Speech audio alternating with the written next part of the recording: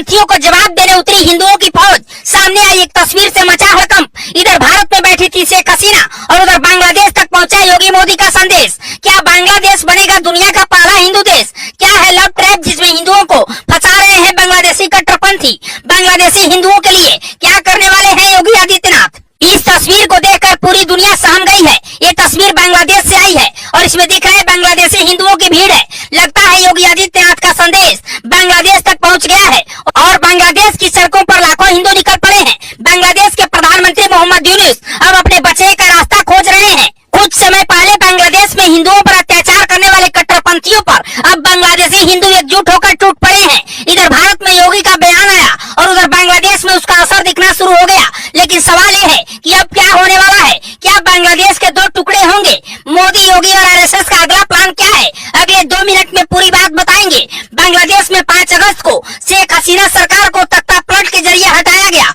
उसके बाद से बांग्लादेशी हिंदुओं पर अत्याचार की सारी इंतहा पार की गई। बांग्लादेश में मंदिरों पर व हिंदू घरों में तोड़फोड़ की गई, महिलाओं के साथ बदसलूकी की गई। तब बांग्लादेश के हिंदुओं ने एकजुट होकर विद्रोह शुरू कर दिया और राजधानी ढाका को घेर लिया। तब जाकर कट्टरपंथी भागे थे। लेकिन अब एक बार फिर से बांग्लादेशी हिंदुओं ने विद्रोह शुरू कर दिया है।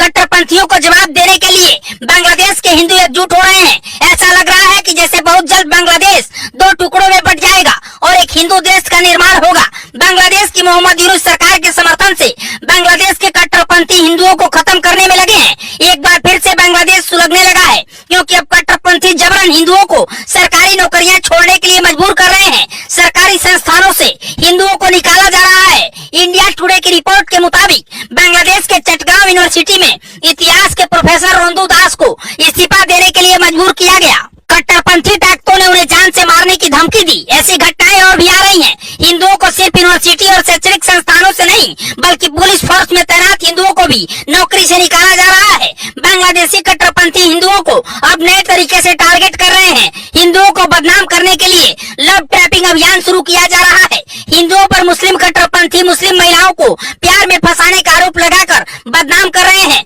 और नौकरी छोड़ने के लिए मजबूर करते हैं। अब इसी के विरोध में बांग्लादेश के लाखों हिंदू सड़कों पर उतर करके विरोध जता रहे हैं। टाइम्स ऑफ इंडिया की एक रिपोर्ट के मुताबिक बांग्लादेशी हिंदुओं ने ऐलान किया है कि वे अपना प्रदर्शन तब तक जारी रखेंगे जब तक मोहम्मद यूनुस की सरकार उनकी 8 मांगों को पूरा नहीं करेगी। बांग्लादेशी हिंदुओं की मांग है कि अल्पसंख्यकों पर हो रहे अत्याचार के मामलों में तुरंत सुनवाई की जाए, अल्पसंख्यक पीड़ित परिवारों को मुआवजा दिया जाए और पुनर्वास की व्यवस्था की जाए, अल्पसंख्यक संरक्षण अधिनियम लागू किया जाए, अल्पसंख्यक मामलों के मंत्रालय का गठन किया जाए, हिंदू कल्याण ट्रस्ट को हिंदू फाउंडेशन में अपग्रेड किया जाए। लेकिन अब सवाल है कि क्या भारत के समर्थन से बांग्लादेश के 2 टुकड़े होने वाले हैं? क्योंकि जिस तरह के हालात हैं लग रहा है बांग्लादेश में अब एक मिनी हिंदू देश बनने वाला है। ऐसा हम क्यों कर रहे हैं इसके पीछे की वजह भी आपको बताते हैं। कुछ दिन पहले योगी आदित्यनाथ ने कहा था कि बांग्लादेश का हाल देख लो, बटोगे तो कटोगे। इसके बाद पीएम मोदी ने भी इससे मिलता जुलता बयान महाराष्ट्र की अपनी एक रैली में दिया।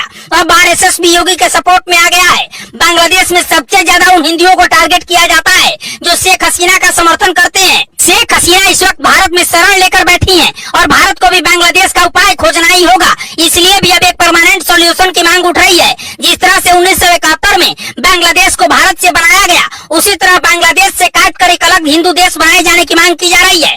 मोदी, शाह और आरएसएस की वजह से बांग्लादेशी हिंदुओं को भी ताकत मिली है और शायद यही वजह है कि बांग्लादेश के अंदर सिर्फ 8% रहने वाले हिंदू अब खुलकर आवाज उठा रहे हैं और उसका असर भी दिख रहा है। बांग्लादेश अल्पसंख्यकों को शायद लगता है कि भारत उनके साथ खड़ा है। इसके साथ ही अगर योगी 2029 में प्रधानमंत्री बने तो कोई परमानेंट सोल्यूशन जरूर निकालेंगे। कहते हैं कि हिंदू सोता हुआ शेर है, जब भड़कता है तो ज्वालामुखी बन जाता है। बांग्लादेश में अब ऐसा ही दिख रहा है। सिर्फ 8% हिंदुओं की आबादी है लेकिन कट्टरपंथियों का इलाज शुरू हो गया है। बांग्लादेश के 2 हिस्से करके हिंदू देश बनाने की जो मांग है क्या वो सही है? आपकी राय क्या है? हमें कमेंट करके बताइएगा और खबर अच्छी लगी हो तो शेयर कीजिएगा।